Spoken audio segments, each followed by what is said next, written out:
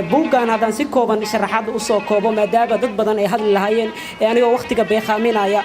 wuxuu ka hadlayaa taariikhda mid ka mid ah magaalooyinka Soomaalida ama deegaanada Soomaalida oo la yiraahdo Guriceel Jannaad marka waxay ugu qaadatay muddo 4 sano inaan buuggan qoro li'annahu taariikhda Soomaalida iyo magaalooyinka Soomaalida ma aha wax qoran awaltii hore xilligii Talyaaniga waxa noo qori jiray dadkii cadaanka ah oo badaha dhabarkooda ka yimid taariikhaas laakiin anigu waxaan isku dayay inaan exchange ku sameeyo oo ay dhalinyaradu wax qoran maadaama ay yihiin mashiinka isbedelka daadiswaay markaan deegaanka joogay dadka qaarkood baa ay dhayna nin waalana tahay xeeta waxa la aruurinaysa li'annahu Soomaalida uma diyaarsano inay wax qoraan oday baad u tagaysaa adeero waxaan ka rabaa taariikhda deegaanka markuu taariikhda ku sheego ku leeyahay magacayga ha sheegin marka siyaasadaha ugu weyn ee aan sameey jir waxa waaye inaan recording sameeyo telefoon aan wadi jiro waa ka duuba jiray misana buugan ku qori jiray runtii taariikh in la qorana ma sahlan runtii taariikhda waxaad wax qoraydaa dad kala duwan oo mutacalimiin ah oo wax bartaba wax qoraysa anina waxaan ahay nin dhalinyaro ah marka habkaad wax u qoraydana way kala duwanta angalada aad wax ka eegaysid way difference baa u dhaxeeya marka buugan wuxuu ka hadlayaa taariikhda magaalada maamuladii magaalada soo maray aasaasiyaashii magaalada noocyada gaadiidka magaalada masaajidada noocyada xoolaha magaalada ku hadlaya musiibada cagaaran buu ka hadlayaa waan kala jeedo qaadka dhibaato ayuu ku yahay guud ahaan Soomaaliya gaar ahaan deegaanada Galmudug musiibada cagaaran waxaan kaloo ka hadlay dhibaatada gudniinka fircooniga ah oo ay gabdhaheenu dhibaato weyn kala kulmaan waan ka hadlay waxaan kaloo ka hadlay maalmihii colaadihii soo maray magaalada li'annahu magaalo kasta taariikhdeeda hadaad ka hadlaysid waa inaad positive-keeda ka hadlaysid negative-keeda ka hadlaysid ma ahan magaalada inaad faanidid li'annahu qoraa tahay qoraaguna waa entrepreneurship hadaa tahay freedom waa inaad haysatid xorriyad marka wax kastaba waa inaad wax gali kartid waxaan kaloo ka hadlay dadka caanka ah ee magaalada ka soo jeeda runtii waa meesha sibiqda dhiiqadu ay magaalada nagula dhacday waxaan kaloo ka hadlay dadka caanka waxaan ugu hormariyay gudoomiyaha xisbiga wadajir mudane Cabdiraxmaan Cabdishakuur Warsame oo maanta finaaleed inuu madashan joogo waxaan ku soo xijiyay senator Mahad Salaad Maxamed xildhibaan Mahad Maxamed Salaad waxaan kaloo ku soo xijiyay Abwaan Cabdullaahi Cismaan Guuri maariyaha golaha murtida National Theatre waxaan kaloo ku soo xijiyay Xasan Daahir Aways oo dadka caanka deegaanka soo jeeda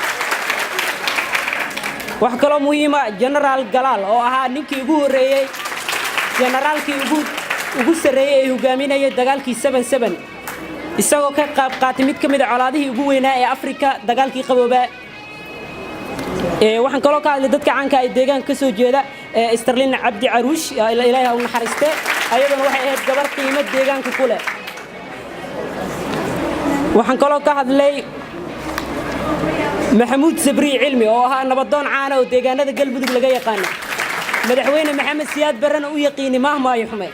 leano ma maaydiisa waxay taabaysay dawladda Maxamed Siyaad Barre marka Maxamed Siyaad Barre wuxuu ahaa dadka ka soo horjeedo dhan xisbiga anti wadaaga wuxuu sameey jiray waa caburi jiray daadisoo ma ahan inaan Siyaad Barre maagay laakiin waxa jira sheegayna waciga absolutely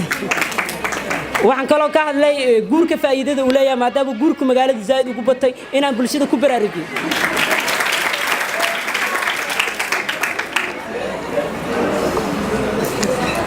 runtii buuga kama dhergi gartiin faa'iidadiisa runtii mid kalena waan ka afeefanayaa buugan runtii qof dhalinyaro baan ahay da'deedu waa iska 21 22 aan siyaray marka khaladaad badan baa jira ama computerizing ku dhacay ama khalad tusaale ahaan hadaad meel af Soomaaliga waa luqadaha ugu dhibka badan runtii luqadaha markii Chinese-ka iyo luqada Hebrew-ga oo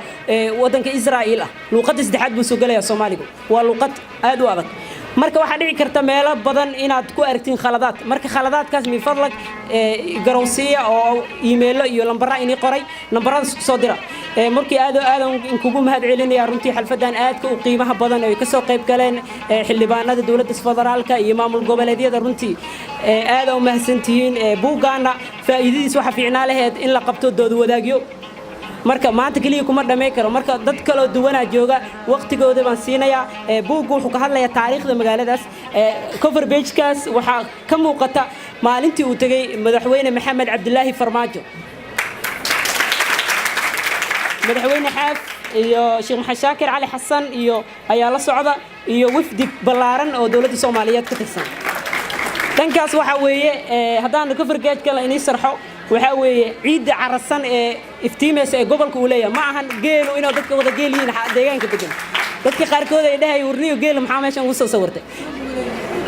waxa weeye geelku waa astaanta caalamiga ee Soomaalidu ay leedahay qaramada midooba astaanta Soomaaliya u diiwaan gashan waa geel لأنه هو أستان عن كفرنا إيو وحيابا أنا ككيد نوع مرك أستان واي جيلان يعيد عرسنا قبل كنا ولا هاي شمبرت أسوي كتر جميسا نبض قبل دقمة إيلاد أنتوا أنا ما بعلني يا marka kun jeer waa maasintiin runtii waxa weeye aadan kugu faraxsanahay xildhibaanada kala duwan ee dawladda federaalka nagala socota naadiyaasha kala duwan qorayaasha maskaxshiil